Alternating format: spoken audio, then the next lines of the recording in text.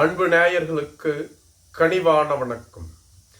செல்லூர் ராஜு திமுகவில் இணைகிறாரா? தீயாக பரவும் வதந்தி.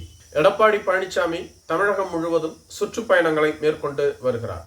எடப்பாடி பழனிசாமி மதுரையில் தனது 2வது கட்ட சுற்றுப்பயணத்தை முடித்துவிட்டு கீழடியை பார்வையிடுவதற்காக சென்றிருந்தார். கீழடிக்கு வந்த எடப்பாடி பழனிசாமிக்கு மதுரை மாவட்ட அதிமுகவின் சார்பில் செல்லூர் ராஜு தலைமையில் மிகப்பெரிய பிரம்மாண்ட வரவேற்பு அளிக்கப்பட்டது.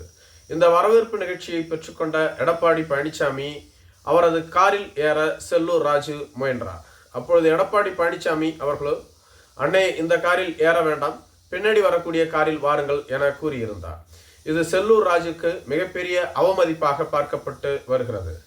என்னதான் எடப்பாடி பழனிசாமி பொதுச் செயலாளராக இருந்தாலும் கூட, முன்னாள் அமைச்சர், மாவட்டத்தில் மூத்த தலைவர், அப்படி இருக்கும் பொழுது தொண்டர்கள் மத்தியில் அவரை அவமதிக்கும் வண்ணம் பேசியது அங்கிருந்த அதிமுகவினரையே முகம் சுளிக்கும் வகையில் இருந்ததாக கூறப்பட்டது.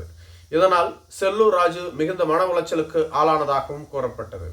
அதே சமயத்தில் அன்றே செல்லூர் ராஜு அவர்கள் செய்தியாளர்கள் சந்திப்பில், எடப்பாடி பழனிசாமி என்னை காரில் ஏற வேண்டாம் என்று கூறியது பாதுகாப்பு காரணங்களுக்காக மட்டும்தான், வேறு எந்த காரணமும் இல்லை. எடப்பாடி பழனிசாமி அதிமுகவின் பொதுச் செயலாளர், அவருக்கு Y+ பாதுகாப்பு வழங்கப்பட்டுள்ளது. பாதுகாப்பு அதிகாரிகள் அந்த வாகனத்தில் இருந்ததால் எனக்கு இடம் இல்லை.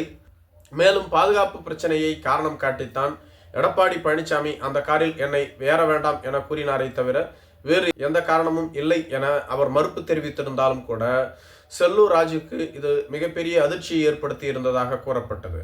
மேலும் எடப்பாடி பழனிசாமி எதற்காக இவ்வாறு கூறினார் என்று பலர் கேள்வி எழுப்பியும் வருகிறார்கள். அதற்கு காரணம், செல்லூர் ராஜு சமீப காலமாக OPS மற்றும் சசிகலா போன்றவர்களுக்கு ஆதரவாக செயல்பட்டு வருகிறார். 18வது மக்களவைத் தேர்தலின் பொழுதே இவர்களுக்கு ஆதரவாக செயல்பட தொடங்கிவிட்டார். எடப்பாடி பழனிசாமி நிறுத்திய வேட்பாளரான சரவணன் அவர்களுக்கு முழுமையான தேர்தல் பணியை இவர் ஆற்றவில்லை. நமது சமூகத்தைச் சேர்ந்த 2 தலைவர்களை எடப்பாடி பழனிசாமி தொடர்ந்து அவமதித்து வருகிறார். எனதான் இருந்தாலும் OPS நமது சமூகத்தைச் சேர்ந்தவர். அதிமுகவில் தொடர்ந்து கொங்கு மண்டலத்தைச் சேர்ந்தவர்களைத்தான் இணைத்து வருகிறார். அவர்களுக்குத்தான் முக்கிய பொறுப்புகளையும் வழங்கி வருகிறார் என செல்லூர் ராஜு பேசிய ஆடியோ அப்பொழுதே வெளியாகி இருந்தது. மேலும் 18வது மக்களவைத் தேர்தலில் மதுரை தொகுதியில் ஏன் அதிமுக 3வது இடத்தை பெற்றது என்ற கேள்விக்கு, நாங்கள் என்ன எம்ஜிஆரா ஜெயலலிதாவா? நாங்களும் இரவு பகல் மழை வெயில் பாராமல் வாக்குகளை கேட்டோம், யாரும் போடவில்லை, நாங்கள் என்ன செய்வது? மேலும் தோல்விக்கான காரணமே எடப்பாடி பழனிசாமி தான். அவர் மெகா கூட்டணியை உருவாக்குவேன் என்று கூறினார், அதையும் செய்யவில்லை. மேலும் வேட்பாளர் தேர்விலும் தொடர்ந்து சொதப்பி வருகிறார். சரவணன் யார்? அவர் எந்த கட்சியில் இருக்கிறார், எந்த கட்சிக்கு செல்வார் என்றே தெரியாது. பாஜகவில் இருந்தார், திமுகவில் இருந்தார், தற்பொழுது அதிமுகவிற்கு வருகிறார். நாளை எந்த கட்சிக்கே செல்வார் என்று தெரியாது. அவரை நம்பி மக்கள் வாக்களிப்பார்கள் என்று பேசிய பல்வேறு விதமான ஆடியோக்கள் எடப்பாடி பழனிசாமிக்கு மிகப்பெரிய அதிர்ச்சியை ஏற்படுத்தி இருந்ததாகவும், மேலும் சமீபத்தில் OPS-ஐ குறித்து OPS பாவம் என ஒரு செய்தியாளர் பேசிய போது, நீங்கள் எப்படி OPS-ஐ பாவம் என்று கூறலாம்? அவர் தமிழகத்தில் 3 முறை முதலமைச்சராக இருந்த மிகப்பெரிய தலைவர், அவரை அவ்வாறு நீங்கள் கூறக்கூடாது என அவருக்கு கண்டனம் தெரிவித்திருந்தார். இவை அனைத்தும் தான் எடப்பாடி பழனிசாமிக்கு மிகப்பெரிய அதிர்ச்சியை ஏற்படுத்தி இருப்பதாக கூறப்படுகிறது. நாம் OPS-ஐ அதிமுகவில் இருந்தே நீக்கிவிட்டோம். அப்படி இருந்தும் கூட OPS-க்கு ஆதரவாக தொடர்ந்து செல்லூர் ராஜு பேசி வருவது எடப்பாடி பழனிசாமிக்கு மிகப்பெரிய அதிர்ச்சியை ஏற்படுத்தி இருந்ததால் தான் செல்லூர் ராஜுவை தொடர்ந்து அவமதித்து வருகிறார் எடப்பாடி பழனிசாமி என்ற கூற்று நிலவி வருகிறது.